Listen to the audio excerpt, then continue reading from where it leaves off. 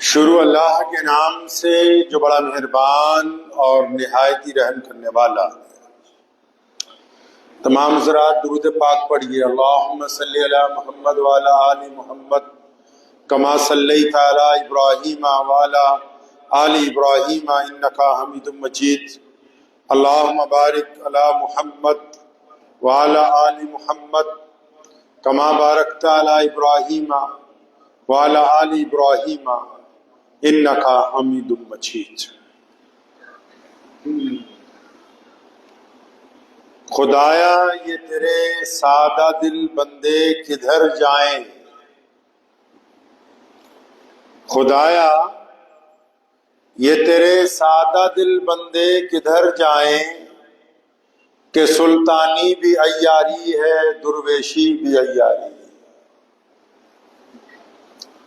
اللہ کے پیارے نبی جناب محمد صلی اللہ تعالی علیہ وسلم نے پوری دنیا کے انسانوں کی تمام شعبہ زندگی میں رہنمائی فرمائی،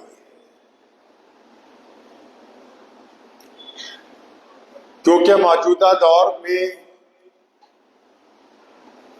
دنیاوی لوگ جو ہیں اور دکھاوا کرنے والے جو دیندار لوگ ہیں،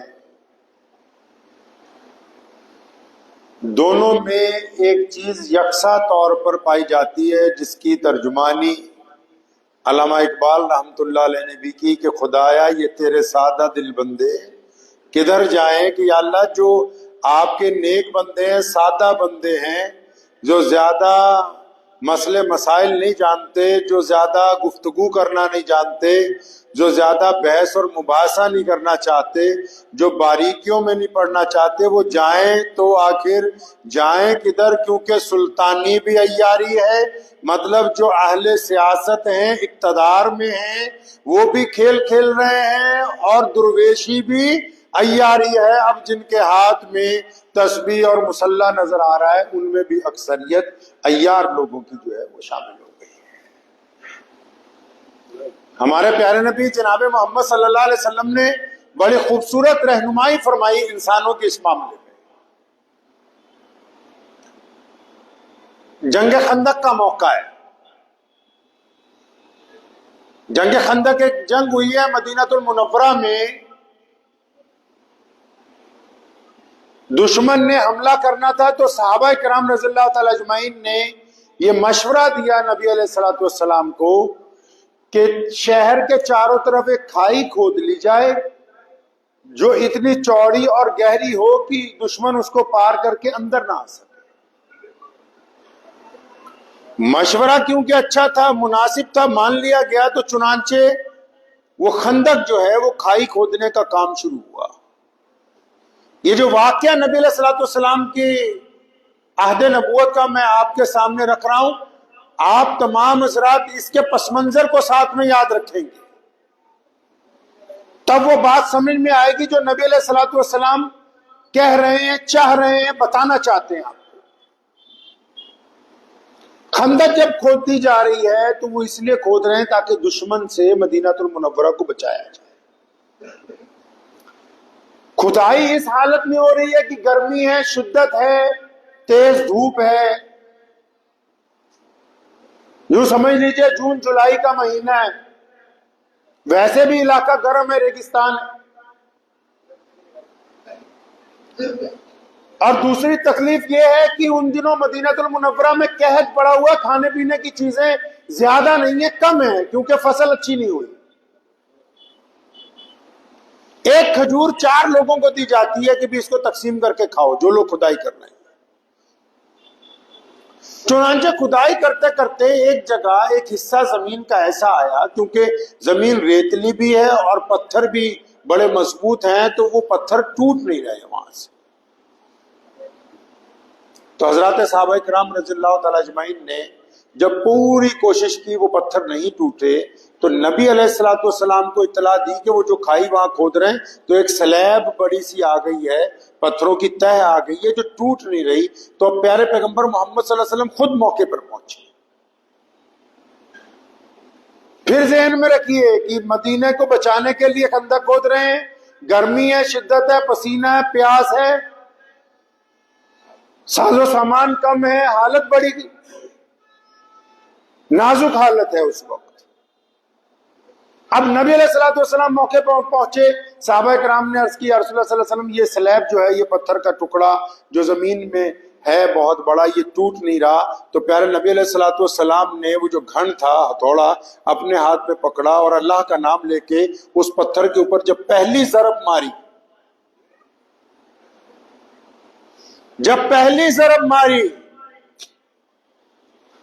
یہاں آپ کو بتاتا چلوں کہ بہت سارے لوگ کہتے ہیں نا نبی علیہ الصلوۃ والسلام امی ہیں، یعنی امی کا مطلب یہ ہے کہ ان کا کوئی استاد نہیں ہے، ورنہ اسلام کی تواریخ اس بات کی گواہ ہے جب نبی علیہ الصلوۃ والسلام کی ولادت ہوئی تو چند لمحوں میں تمام انبیاء کے پاس جتنا علم ہے اور پوری کائنات میں جتنے علم کے رموز ہیں، جتنی تعلیم ہے، جتنے راز ہیں، وہ تمام کے تمام اللہ نے محمد رسول اللہ صلی اللہ علیہ وسلم کو منتقل کر دی اسی وقت۔ اور ایک جنتی آدمی جو ہوگا اس میں 70 دنیا کے مردوں کی طاقت ہوتی ہے، اور ایک نبی میں 70 جنتیوں کی طاقت ہوتی ہے، اور یہ تو محمد الرسول اللہ ہیں، تمام نبیوں کے سردار ہیں، تو ان کی طاقت کا اندازہ لگائیے آپ کیا ہوگی۔ اب نبی علیہ الصلوۃ والسلام نے پہلا ہتھوڑا مارا، وہ جو پتھر ٹوٹ نہیں رہا تھا سلیب پچھلے ایک ہفتے سے، ایک ہی ضرب میں اس میں آر پار درار پیدا ہو گئی۔ تو صحابہ کرام رضی اللہ تعالی اجمعین نے اللہ کا شکر ادا کیا۔ تو پیارے پیغمبر علیہ السلام نے یہ نہیں کہا، اب پھر پورا منظر یاد رکھیے، جنگ کے دن قریب ہیں، حالت خراب ہے، کھانے پینے کی چیزیں نہیں ہیں، یہ نہیں کہا کہ جلدی توڑ لو، یہ نہیں کہا کہ پھٹافٹ کرو، یہ نہیں کہا کہ اچھا تمہیں حوصلہ دیتا ہوں، نہیں، بلکہ محمد رسول اللہ صلی اللہ علیہ وسلم ایسی حالت میں جبکہ وقت نازک ہے اپنے صحابہ کو عرض کرتے ہیں کہ میرے صحابہ، میرے اللہ نے فارس کی چابیاں مجھے عطا فرما دی ہیں۔ فارس ایک ملک ہے قریب میں جس کو آج ایران کہتے ہیں، فرمایا میرے اللہ نے فارس کی چابیاں مجھے عطا فرما دی۔ دوسری ضرب محمد رسول اللہ صلی اللہ علیہ وسلم نے ماری، اس سلیب کی پتھر کے ٹکڑے ہو گئے، اور فرمایا میرے اللہ نے کیسر و کسرا کی چابیاں بھی مجھے عطا فرما دی۔ یعنی یہ جو گفتگو ہے محمد الرسول اللہ صلی اللہ علیہ وسلم کی، آپ یہ اندازہ لگائیے، کوئی دنیاوی اگر جرنیل ہو، کوئی دنیا کے بندے ہو، یہ کہیں گے پتھر ٹوٹ گیا ہے، جلدی کر لو، جلدی اس خدائی کو مکمل کرو، دشمن آنے والا ہے، ڈرائیں گے، بہکائیں گے۔ یہاں محمد الرسول اللہ نازک حالات میں بھی، جو وقت پریشانی کا ہے، اس حالت میں بھی اپنے صحابہ کو خوشخبری سنا رہے، ڈرا نہیں رہے۔ اس پس منظر میں بھی نبی علیہ الصلوۃ والسلام صحابہ کو خوشخبری سنا رہے ہیں، ڈرا نہیں رہے نبی علیہ الصلوۃ والسلام۔ اور پھر اور جائیے، نبی علیہ السلام جب ہجرت میں روانہ ہوئے مدینہ المنورہ کی طرف، تو سراقہ جو ہے، کیونکہ مکے والوں نے اعلان کیا تھا کہ اگر کوئی نعوذ باللہ محمد رسول اللہ کو گرفتار کروا دے 100 اونٹ اس کو دیں گے۔ تو سراقہ جو ہے نبی علیہ الصلوۃ والسلام کی تلاش میں نکلا، کھوج بین کرنے والا بندہ تھا، اس نے پیارے پیغمبر علیہ السلام کو پا لیا راستے میں۔ تو جب قریب جانے لگا تو اس کے گھوڑے کے دونوں پاؤں زمین میں دھس گئے۔ اس نے نبی علیہ السلام سے معافی مانگی، اللہ رسول صلی اللہ علیہ وسلم نے معاف کر دیا۔ پھر اس نے یہی کیا، جب تیسری بار ایسا کیا، اب اندازہ لگائیے کہ کوئی کسی کو نعوذ باللہ اس نیت سے جا رہا ہو کہ میں ان کو نقصان پہنچاؤں گا، سامنے والا اس کے خلاف کچھ باتیں کرتا ہے، کچھ اقدام کرتا ہے۔ تو یہاں محمد رسول اللہ نے کیا کہا، جب سراقہ نے تیسری دفعہ وہی حرکت کی پیچھے دوڑنے کی، اور فرمایا سراقہ میں تو تیرے ہاتھوں میں کیسر و کسرا کے کنگن دیکھتا ہوں۔ نبی علیہ السلام کی گفتگو سنیں، وہ پریشانی میں، دکھ میں، تکلیف میں جب بات کرتے ہیں تو پازیٹیو بات کرتے ہیں، مثبت بات کرتے ہیں، ارادہ ان کا مثبت ہے۔ آپ صلی اللہ علیہ وسلم کی 63 سالہ زندگی میں کوئی ایک واقعہ بھی نیگیٹو نہیں ہے جس میں دنیا کے انسانوں کو یہ کہہ دیا ہو کہ اچھا ہٹ جاؤ، اچھا گھبرا جاؤ، اچھا چپ ہو جاؤ، نہیں۔ جبکہ 63 سالہ زندگی میں محمد رسول اللہ صلی اللہ علیہ وسلم نے عام حالات میں، گھر کی حالت میں، ازواجی زندگی میں، میدان جنگ میں جب بھی بات کی ہے تو لوگوں کو حوصلہ دینے کی بات کی ہے، پازیٹیو بات کی ہے، دشمنوں تک سے پازیٹیو بات کی ہے۔ اب سراقہ کو کہا نبی علیہ السلام نے کہ سراقہ تم ہمارے پیچھے دوڑے آ رہے ہو اس نیت سے کہ نعوذ باللہ پکڑ لیں گے، پکڑ تو سکتا نہیں، لیکن فرمایا میں تو تیرے ہاتھوں میں کسرا کے کنگن، وہ جو کسرا اس وقت کا سپر پاور تھا جہاں آج عراق ملک قائم ہے، سب سے بڑا بادشاہ اس وقت کا گلف کا، وہ ہاتھوں میں بڑے بڑے سونے کا کنگن پہنتا تھا کوہنیاں تک، بڑا مشہور تھا اس کا زیور، تو فرمایا میں تو تیرے ہاتھوں میں کسرا کے کنگن دیکھتا ہوں اور تو میرے پیچھے مجھے غلط نیت سے نقصان پہنچانے کی نیت سے آ رہا ہے۔ سراقہ نے فوراً توبہ کی اور کہا یا رسول اللہ صلی اللہ علیہ وسلم مجھے آپ کلمہ پڑھا لیجئے۔ سراقہ اسلام قبول کر لیتے ہیں، واپس مکے چلے گئے۔ پھر نبی علیہ السلام کی جو نبی علیہ السلام کی ظاہری زندگی تھی، آپ صلی اللہ علیہ وسلم پردہ فرما گئے۔ ابو بکر رضی اللہ عنہ کا دور آیا، ان کی خلافت کئی سال رہی، ان کا انتقال ہوا۔ سیدنا عمر خطاب رضی اللہ تعالیٰ عنہ کا دور آیا، ان کی خلافت چل رہی تھی۔ سراقہ کی عمر 85-90 سال، کسی نے کہنا بیٹوں نے، پوتوں نے، بچوں کا بھی انتقال ہونے لگا کہ بابا اب دن تھوڑے رہ گئے۔ فرمایا نہیں نہیں، جب تک کسرا کے کنگن نہیں آتے مجھے موت نہیں آنے والی، کیونکہ محمد رسول اللہ کہہ گئے یہ بات۔ اور خالد بن ولید رضی اللہ عنہ نے جس دن کیسر و کسرا کو فتح کیا ہے، وہاں پر ابو عبیدہ بن جراح امین الامت جہاں پر موجود ہیں ساتھ میں، تو وہ کنگن مدینہ المنورہ بھیجے گئے ہیں۔ اور پھر سیدنا عمر فاروق نے سراقہ کے پوتے کو بلا کے کہا کہ جاؤ اپنے دادا کو بلا کے لاؤ، کہ حضرت وہ تو بہت بیمار ہے، اٹھتے بھی نہیں چارپائی سے، کہنا بس کان میں جا کے اتنا کہو کہ کنگن آ گئے۔ تو انتظار میں ہے کہ محمد رسول اللہ صلی اللہ علیہ وسلم نے جو گفتگو کی ہے، جو پیشن گوئی کی ہے، وہ سچ ہے اور انصاف کی بات ہے۔ ایک دور ہے نبی علیہ السلام مکہ المکرمہ میں تشریف رکھتے ہیں، یہ جو واقعہ ہے اس دن ابو بکر صدیق رضی اللہ تعالیٰ عنہ، عمر بن خطاب رضی اللہ تعالیٰ عنہ، سیدنا عثمان مولا علی کرم اللہ وجہ رضی اللہ تعالیٰ عنہ، سیدنا عباس رضی اللہ تعالیٰ عنہ، ابو ہریرہ اور بلال کہتے ہیں ہم سب کی آنکھوں میں آنسو آ گئے کہ یہ کیسے کریم نبی ہے۔ ہوا کیا، نبی علیہ السلام تشریف رکھتے ہیں، آپ صلی اللہ علیہ وسلم نے حضرت عمر کو کہا اے عمر، ابو بکر سنو یار میری بات، وہ ابو جہل کا بیٹا ہے نا اکرمہ۔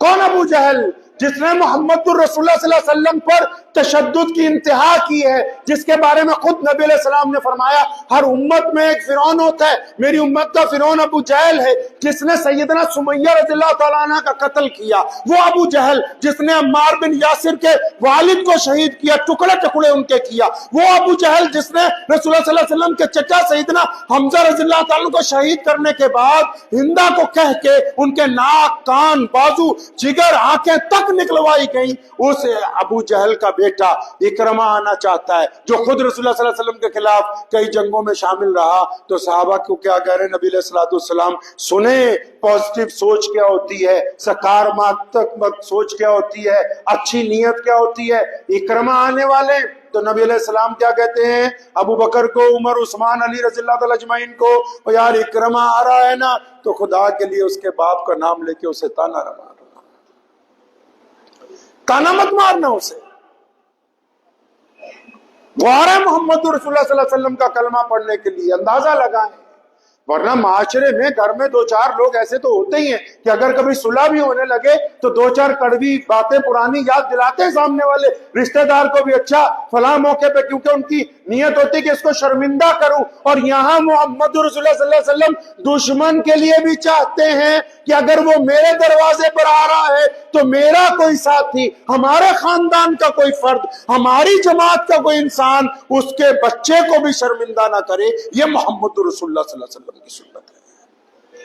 پیارے پیغمبر علیہ السلام کے ساتھ اللہ کریم نے بھی یہی معاملہ کیا۔ جب آپ غار میں تھے، ابو بکر صدیق رضی اللہ عنہ کو فکر ہوئی یا رسول اللہ کیا ہوگا، دشمن بھی پہاڑ پر چڑھ آیا ہے، وہ آپ کو تلاش کرتے ہوئے اسی طرف آ رہے ہیں۔ اللہ کریم نے رسول اللہ صلی اللہ علیہ وسلم کو جو بات کہی ہے، یہ نہیں کہا کہ فرشتوں کا پہرا لگا دیا گیا، یہ نہیں کہا کہ آپ تک کوئی پہنچ نہیں سکتا، یہ نہیں کہا کہ ایسا نہیں ہوگا آپ چھپ جائیے، دائیں بائیں ہو جائیے، نہیں، بلکہ رب کریم نے بھی پازیٹیو بات محمد رسول اللہ صلی اللہ علیہ وسلم کو، قرآن پاک میں وہ آیت موجود ہے، فرمایا میرے پیارے نبی آپ ڈرو نہیں، اللہ آپ کے ساتھ ہے۔ اس کے اندر تمام باتوں کو نفی کرتی ہے۔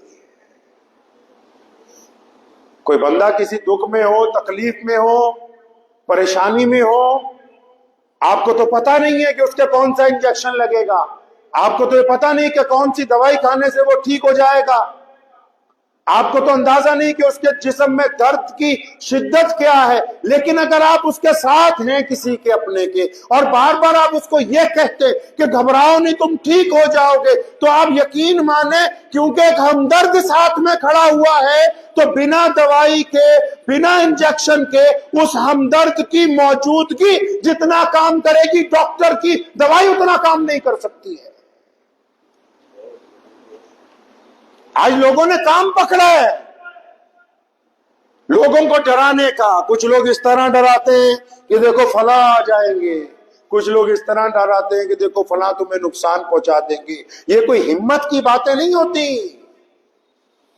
بہت سارے لوگ کچھ لیڈروں کو سمجھتے ہیں بھی ہمارے ہمدرد ہیں فلاں قوم کے خلاف بول رہے ہیں، اور بہت سارے غیر بھی سوچتے ہیں ہمارے ہمدرد ہیں فلاں مذہب کے خلاف۔ نہیں نہیں، وہ انہوں نے مشہوری دیکھ لی کسی کولڈ ڈرنک کی، اس میں لکھا کہ ڈر کے آگے جیت ہے، تو یہ لیڈر بھی اور مذہبی رہنما بھی اپنی قوم کو ڈرانے ہی لگ پڑے، کہتا اگر یہ ڈرتے رہیں گے تو پھر ہماری دال روٹی چلتی رہے گی، اس لیے ڈراتے رہو۔ اور محمد رسول اللہ صلی اللہ علیہ وسلم کیا چاہتے ہیں؟ پیارے پیغمبر علیہ الصلوۃ والسلام نے کہا انس میرے بیٹے میں یہ چاہتا ہوں کہ جب تو صبح کو اٹھے، نبی علیہ السلام نے فرمایا کہ میں چاہتا ہوں جب تم صبح کو اٹھو تو تمہارا دل بالکل پاک ہو، اس میں کسی کے لیے بغض نہ ہو، غیبت نہ ہو، برائیاں نہ ہو۔ نبی علیہ الصلوۃ والسلام نے متعدد جگہ فرمایا میرے پاس آ کے لوگوں کی برائیاں نہ کیا کرو۔ یہاں تو اب کاروبار ہی اسی پر چل رہا ہے، کوئی ہمارے پاس آ جائے کہ تمہارے فلاں بھائی نے تمہاری برائی کی، ہم پھر اس کو پوچھتے اچھا مزہ آنے لگتا ہے کیا کہتا تھا، پھر وہ بتائے گا اچھا اس طرح آپ کی برائی کر رہا تھا، 2 منٹ بعد گھما کے پھر آپ اس کو پوچھیں گے اچھا اور کیا کہتا تھا، کیونکہ بتانے والا بھی بے ایمان ہے۔ آپ کا اگر ہمدرد ہوتا تو وہیں تھپڑ مار کے آتا اور تمہیں یہ بتاتا کہ فلاں تمہاری برائی کر رہا تھا، میں نے اس کے ایک ریپٹ رکھا، لیکن وہ ہمدرد نہیں ہے، وہ دونوں کے درمیان جنگ کو شروع کروانا چاہتا ہے، وہ گھر میں فساد ڈلوانا چاہتا ہے، وہ لڑائی کو ابتدا کروانا چاہتا ہے، اس لیے وہ مرچ مسالے لگا کے آپ کے سامنے اس بات کو بڑھا چڑھا کر رکھ رہا ہے۔ اگر وہ آپ کا ہمدرد ہوتا تو یہ بات اس کو بتانے کی ضرورت نہیں پڑتی تھی۔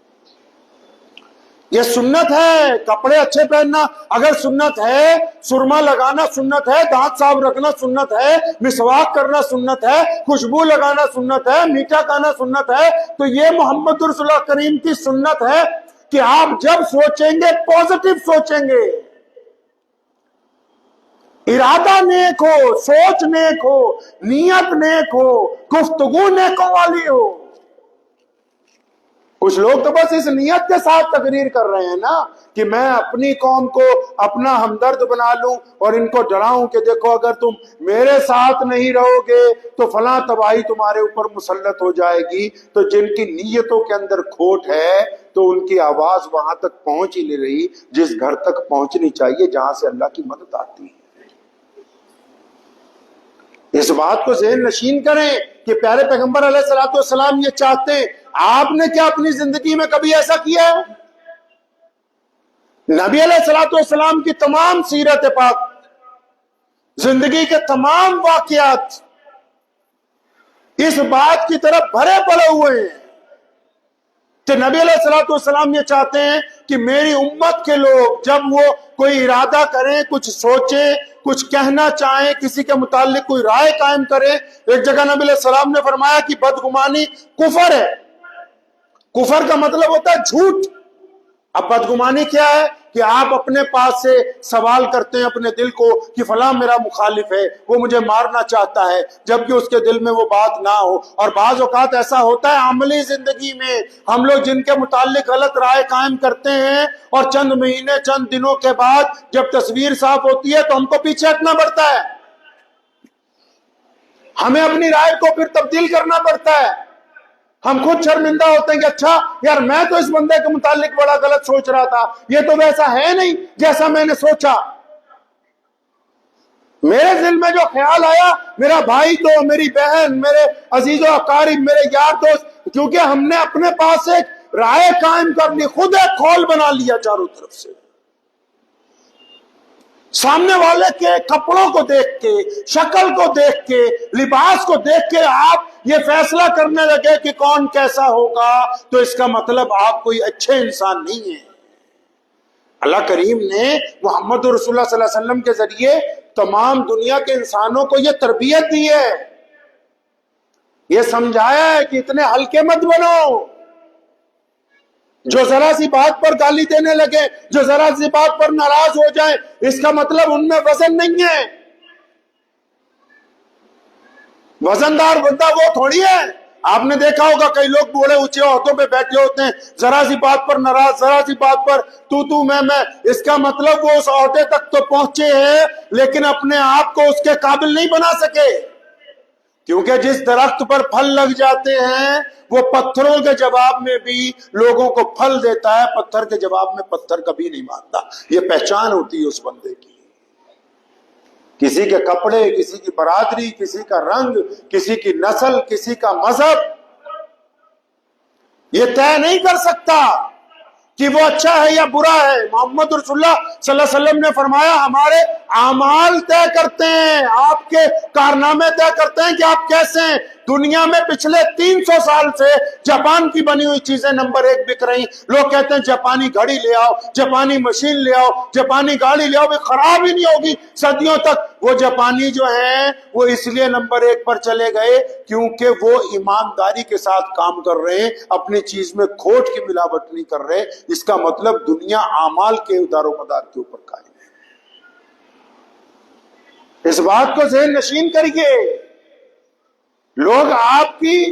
کے کردار کو دیکھتے ہیں، آپ کی سوچ کو دیکھتے ہیں، کون کیسا سوچ رہا ہے اس سے کوئی لینا دینا نہیں۔ محمد رسول اللہ صلی اللہ علیہ وسلم نے کیسا سوچنے کے لیے کہا، کیا آپ بدترین حالات میں، کیا آپ پریشانی کے دنوں میں، کیا آپ دکھ کے دنوں میں، کیا آپ اپنے بھائی کی پریشانی میں، کیا آپ روزگار کی پریشانی میں، کیا آپ بیماری کے دنوں میں کیا اچھا سوچتے ہیں، کیا دوسروں کو حوصلہ دیتے ہیں، کیا کسی کی آپ جا کے دلجوئی کرتے ہیں، کیا آپ کسی غریب کی مدد کرتے ہیں، کیا کسی کو 2 لفظ ہمت کے دیتے ہیں، تو اس کا مطلب آپ سنت محمدیہ صلی اللہ علیہ وسلم پر چل رہے ہیں۔ اگر آپ دوسروں کو ڈرا رہے ہیں تو پھر اپنے کپڑے تو آپ نے مسلمانوں والے پہن رکھیں، کارنامے جو ہے وہ مسلمانوں والے نہیں ہیں، کارنامے مسلمانوں والے نہیں۔ کیونکہ محمد رسول اللہ صلی اللہ علیہ وسلم نے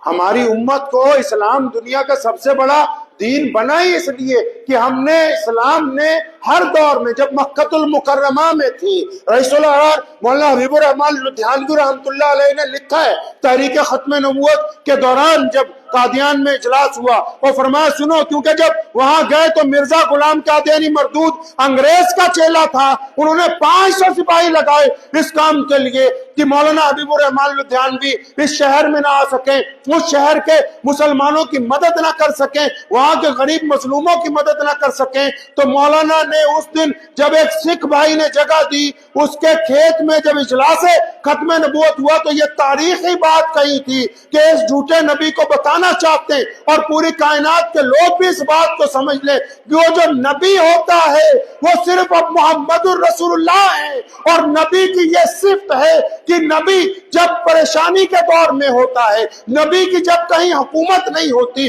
نبی کے جب لوگ مخالف ہوتے ہیں تب نبی صبر کرتا ہے، اور نبی جب اقتدار میں آ جاتے ہیں صلی اللہ علیہ وسلم تو پھر رحم کرتے ہیں۔ یعنی دونوں صورتوں میں رسول اللہ صلی اللہ علیہ وسلم امت کے لیے کریم ہیں۔ کمزوری کی ظاہری صورت میں بھی کچھ نہیں کہتے، جبکہ اللہ کی مدد سے طائف کے پہاڑوں کو ملا سکتے ہیں۔ دنیاوی طور پر بھی جب حکومت آئی تب بھی مکے میں جا کے کہا کہ جس نے اپنے گھر میں پناہ لے لی، جو معافی مانگنے آیا معاف کر دیا جائے گا۔ یعنی دونوں صورتوں میں نبی جو ہوتا ہے وہ رحم کرنے والا ہوتا ہے۔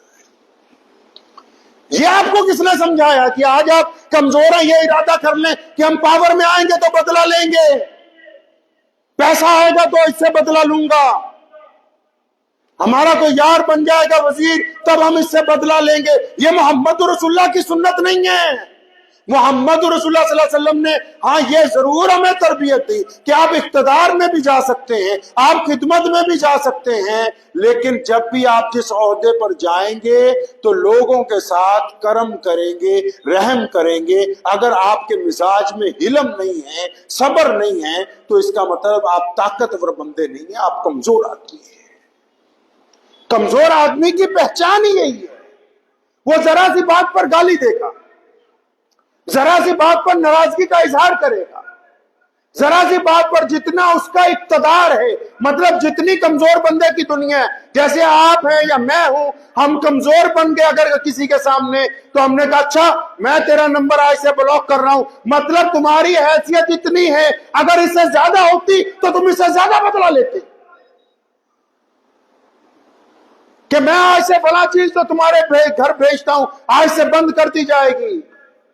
آج سے تمہیں اپنی مسجد میں گھسنے نہیں دوں گا۔ مطلب جتنی تمہاری حکومت چل رہی ہے، آپ اتنی نعمت چھیننے کی اگر بات کر رہے ہیں تو اس کا مطلب اسی لیے گنجے کو ناخون نہیں دیے گئے کہ اگر اس کو ناخون دے دیتے تو یہ اپنا ہی سر کھوچلا لیتا۔ تو یہ اس بات کو ذہن نشین کر لیجئے کہ ذرا سی بات کے اوپر کسی کی نعمت جو آپ کی طرف سے جاری ہے اس کو چھیننے کی بات کرنا کمزوری کی علامت ہے۔ کیونکہ اگر آپ کے پاس زیادہ اقتدار ہوتا تو آپ پھر پتہ نہیں اس کو پھانسی لٹکانے کے حکم جاری کر دیتے۔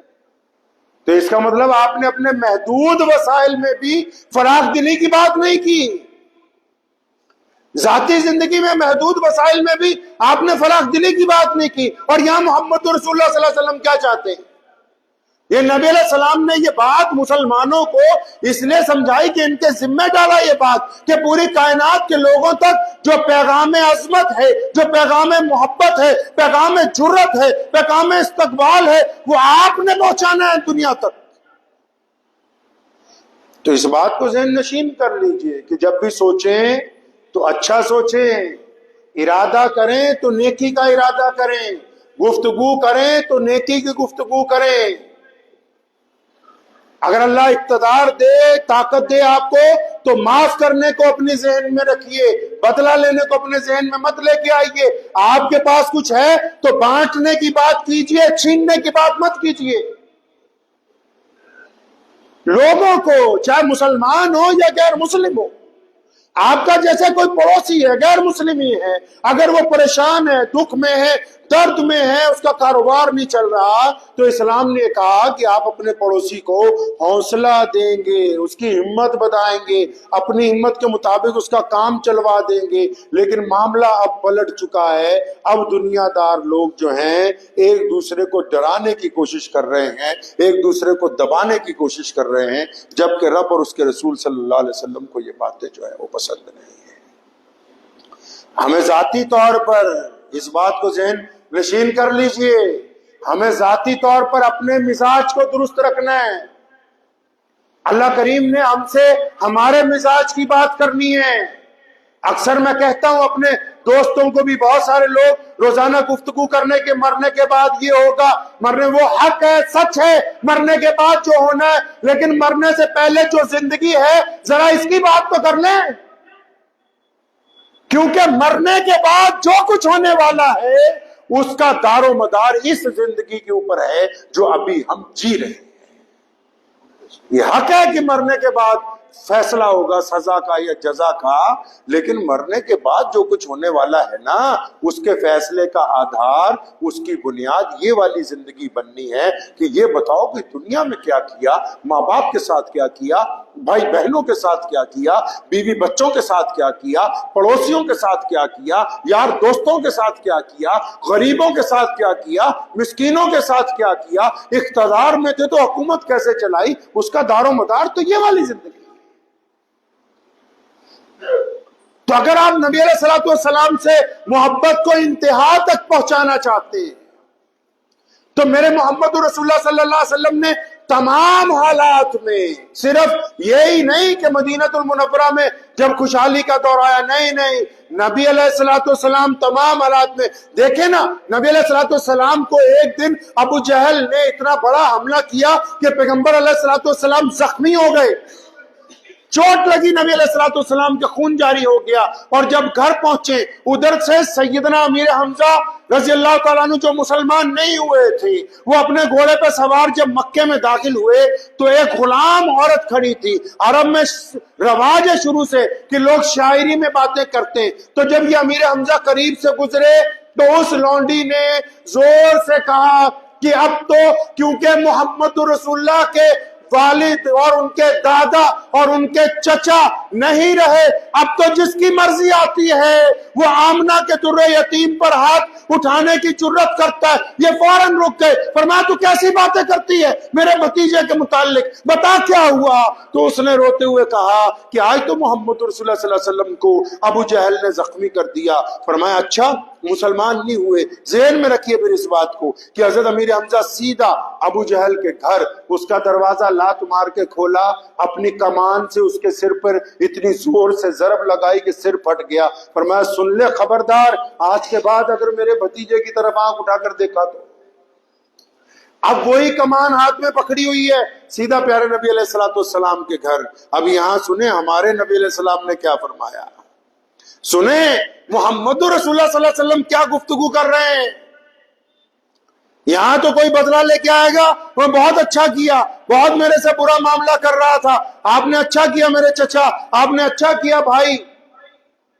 اور یہاں محمد رسول اللہ صلی اللہ علیہ وسلم نے کیا کہا؟ سیدنا امیر حمزہ پہنچے اور نبی علیہ السلام کو جب دیکھا زخمی ہیں، آپ صلی اللہ علیہ وسلم کے کندھے پہ ہاتھ رکھا۔ نبی علیہ السلام چچا کی جب محبت دیکھی، اپنے چچا کے کندھے پہ سر رکھا۔ آپ صلی اللہ علیہ وسلم کی آنکھیں اشکبار ہیں، والد کے بھائی ہیں۔ محمد رسول اللہ صلی اللہ علیہ وسلم کو اپنے اس چچا سے اتنا پیار تھا کہ حضرت وحشی رضی اللہ تعالیٰ عنہ جب مسلمان بھی ہو گئے تھے نا تو بڑی محبت سے فرمایا وحشی ذرا میرے سامنے کم آیا کرو، جب میں تمہیں دیکھتا ہوں تو مجھے اپنا شہید چچا یاد آ جاتا ہے۔ تو نبی علیہ السلام کو امیر حمزہ رضی اللہ عنہ نے کہا کہ بھتیجے غم نہ کریں، میں ابو جہل سے بدلہ لے کے آیا ہوں۔ نبی علیہ السلام کی آنکھیں اشکبار ہیں، وہ فرمایا چچا میں تو اس بات پر راضی نہیں ہوا ابھی آپ سے، میں ابھی راضی نہیں ہوا، جبکہ وہ ان کے سب سے بڑے دشمن سے بدلہ لے کے گئے ہیں۔ چچا میں ابھی راضی نہیں ہوا کیونکہ محمد رسول اللہ بدلے لینے نہیں آئے۔ فرمایا بھتیجے تو راضی کیسے ہوتا ہے؟ فرمایا جب تک آپ کلمہ لا الہ الا اللہ محمد رسول اللہ صلی اللہ علیہ وسلم نہیں پڑھ لیں گے تب تک میرے دل کو ٹھنڈک پہنچنے والی ہے نہیں ہے۔ ہم ذرا اطمینان سے ذاتی زندگی میں اپنی ایک بات ذہن نشین کر لیجئے، بار بار گزارش یہی ہے، یہ جو وتیرہ ہم نے پکڑا ہے نا کہ ہم تانے کے ذریعے، ہم لوگوں کی نکتہ چینی کے ذریعے، ہم بڑے بازار میں کسی کو ذلیل کرنے کے ذریعے سدھار لیں گے امت کو، آپ سدھار نہیں سکیں گے، آپ بگاڑ دیں گے امت کو۔ ہر بندہ جج تھوڑی ہے، ہر بندہ عالم تھوڑی ہے۔ وہ ایک دیسی کہاوت ہے نا کہ جس کا جو جانور ہے وہی نچانا جانتا ہے، جس کو جو مہارت حاصل ہے۔ ہم نے کیا اقتدار، ہم نے کیا طریقہ پکڑا؟ ہر چار بندے کسی ایک کی برائی کر رہے ہیں کہ فلاں نماز نہیں پڑھ رہا، فلاں کے بیٹے نے یہ کر دیا، فلاں کی بیٹی نے یہ کر دیا، فلاں اس طرح بے ایمان ہے۔ اللہ کے بندے، اللہ کریم نے ہم سب کو ایک دوسرے کے اوپر جج لگا کے نہیں بھیجا ہے۔ آپ ایک دوسرے کے فیصلے کرنے کے مکلف نہیں بنے ہوئے۔ دین میں بھی، شریعت میں بھی اس کام کے لیے محمد رسول اللہ صلی اللہ علیہ وسلم نے جمعے کو قائم کیا، امام کی ذمہ داری لگائی، بھی سارا ہفتہ دیکھتا رہنا کہ یہ کیا کر رہے ہیں، ٹھگی مار رہے ہیں، چوری کر رہے ہیں، سود پہ پیسے لے رہے ہیں، زناکاری کر رہے ہیں، شراب، سارا ہفتہ ان کو سکیننگ کرتے رہنا، پھر جمعے والے دن بنا نام لیے بات کرنا تاکہ یہ سدھر جائیں۔ یہ نہیں کہا کہ نام لے لے کے ایک ایک کو اٹھانا مجمع میں تاکہ ان کی بےعزتی ہو رہی ہے اور بگڑ جائیں۔ یہ جو ہم نے طریقہ نکالا یہ سنت کے مطابق نہیں ہے۔ آپ اگر دائی بننا چاہتے ہیں، آپ کسی کی ہمدردی کر کے کسی کو گناہ سے بچانا چاہتے ہیں تو پہلے اس سے دوستی کیجیے، پہلے اس سے میل ملاپ بڑھائیے، پہلے اس کو تحفے تحائف دیجیے، پہلے اس کے یہاں آنا جانا شروع کیجیے۔ جب وہ آپ پر اعتماد کرنے لگے، جب آپ کے ساتھ بیٹھنے لگے، جب آپ کو اپنا بھائی سمجھنے لگے، دوست سمجھنے لگے، پھر کسی دن کہنا کہ اگر تجھے میری دوستی پیاری ہے تو پھر آج سے شراب پینی چھوڑتا ہے کہ نہیں چھوڑتا ہے؟ اگر تجھے محمد رسول اللہ صلی اللہ علیہ وسلم کا دین پیارا ہے، آج سے سود سے توبہ کرتا ہے کہ نہیں کرتا؟ لیکن یہ جو طریقہ عام لوگ استعمال کر رہے ہیں، یہ صرف مسجد کے ممبر کو حاصل ہے، جہاں پر خطیب کی ذمہ داری لگائی گئی کہ وہ اپنی قوم کے ساتھ جمعے کے دن یہ باتیں کرے گا۔ ہمیں یہ چاہیے کہ ہم نے اپنی ذاتی زندگی میں کچھ لوگ ایسے ہیں کہ جن کے ساتھ ہم نے اپنے معاملے کو درست رکھا ہے۔ کیا ہماری زبان ایسی ہے ذاتی زندگی میں؟ ذاتی زندگی میں کیا ہم ایسے ہیں کہ ہمارے جو قریب کے لوگ ہیں وہ کہتے ہوں یار عبد الرحمن بڑھیا بندہ ہے؟ اگر ایسا نہیں ہے تو پھر ہم کامیاب نہیں ہیں۔ پوری دنیا میں آپ کو پتا فرانس پچھلے 700 سال سے مسلمانوں کے ساتھ دستے گریبان ہے، 700 سال سے۔ فرانس کے بادشاہ رچرڈ نے سلطان صلاح الدین ایوبی کو کہا تھا کہ ایوبی تو مر جائے گا، ہمارا مقابلہ نہیں کر سکے گا، ہم یہ سارے علاقے روند کے رکھ دیں گے۔ اور سلطان ایوبی نے کہا تھا رچرڈ اس بات کو لکھ لے کہ ایوبی اصل نہیں ہے، محمد الرسول اللہ کا دین عظمت والا ہے اور قیامت تک یہ دین قائم رہے گا۔ آج نہ سلطان ایوبی دنیا میں موجود ہے، نہ رچرڈ دنیا کے اندر موجود ہے، لیکن فرانس کی گلی کوچوں میں 1000 مسجدوں میں اللہ اکبر کی صدائیں اس زمین کے اوپر ہو رہی ہیں۔ اس کا مطلب سلطان ایوبی کا پیغام آج بھی زندہ ہے۔ وہ اس لیے نہیں کہ فرانس کے مسلمان ایک دوسرے پر نکتہ چینی کرتے ہیں، نہیں نہیں نہیں، وہ اس لیے کیونکہ ان کے اپنے غیر مسلم لوگوں کے ساتھ تبلیغ کے کام نہیں، تبلیغ کے نہیں۔ سیدنا امام ربانی مجدد الفسانی رحمۃ اللہ علیہ کو ان کے شاگرد نے کہا کہ حضرت کچھ نصیحت کرے، میں جا رہا ہوں تبلیغ میں۔ فرمایا بس زبان کا استعمال نہ کرنا پڑے، مطلب جن کے ساتھ رہو گے، جس محلے میں رہو گے، جن غیر مسلموں سے سامان خریدو گے یا جن کو سامان بیچو گے یا جن کے ساتھ سلام دعا کرو گے، تو وہاں کچھ ایسا نہ کرنا کہ وہ یہ کہیں کہ مسلمان برے ہوتے ہیں۔ اسی کا نام دین ہے کہ محمد رسول اللہ نے کیا اعلیٰ کردار قائم کیا کائنات کے اندر۔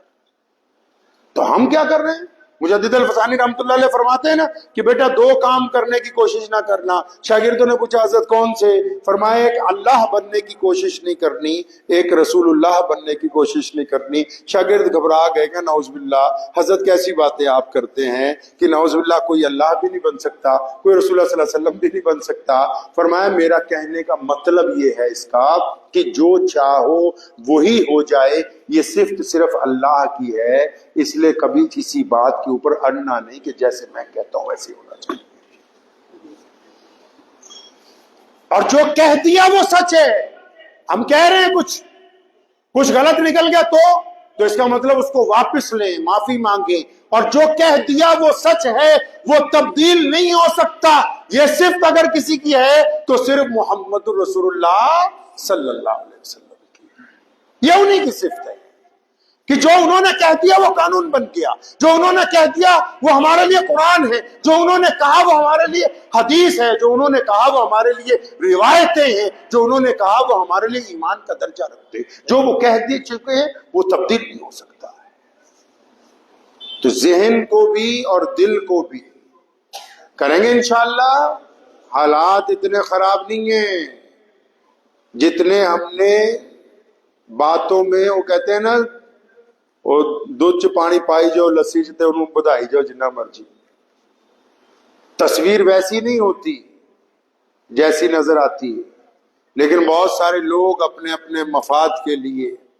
دوسروں کا بیوقوف بناتے ہیں، اپنے اپنے مفاد کے لیے امت کو سمجھتے ہیں کہ وہ ہماری زرخیز غلام ہے۔ اس بات کو ذہن نشین رکھیں کہ جو سیدھا راستہ ہے وہ اللہ اور اس کے رسول محمد رسول اللہ صلی اللہ علیہ وسلم کا ہے، اور عام مسلمانوں کو یہ چاہیے کہ نبی علیہ الصلوۃ والسلام کی سنتوں کو اپنے اوپر لائیں، اپنے اوپر لائیں انشاءاللہ۔ جب آپ اپنے اوپر لائیں گے نا، ایک اچھے تقریر کرنے والے سے زیادہ، ایک اچھے مبلغ سے زیادہ، ایک اچھے داعی سے زیادہ آپ معاشرے میں کام کریں گے، کیونکہ جس گراس روٹ پر، جس زمینی سطح پر آپ اپنے ہم وطنوں کے ساتھ کام کرتے ہیں، وہاں بڑے بڑے مولوی، بڑے بڑے اسکالر نہیں جاتے. آپ وہاں پر اسلام کی جو خوبصورت تصویر بنا دیں گے، وہ کوئی بہت بڑی کرسی پہ بیٹھا ہوا مسلمان نہیں بنا سکتا ہے.